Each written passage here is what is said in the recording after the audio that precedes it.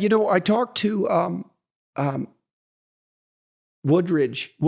Adrian Wooldridge, and he wrote some books on the history of meritocracy. And they're very, very interesting. He writes for The Economist. And that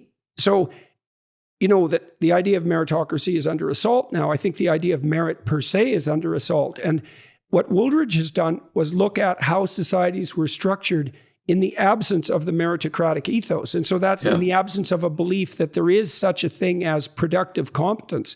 And he talked about nepotism, which, by the way, psychopaths practice nepotism. They're not only selfish, they do differentially benefit their immediate kin.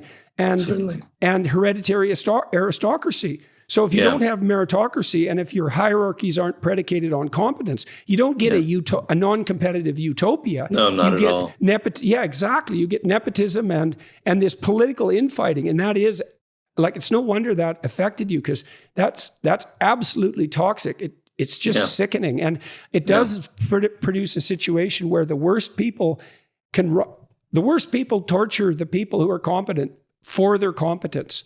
Yeah. It's really ugly. Yeah, and when I came out of university, I went to University of Wisconsin, and I had my degree in classics and literature, et cetera.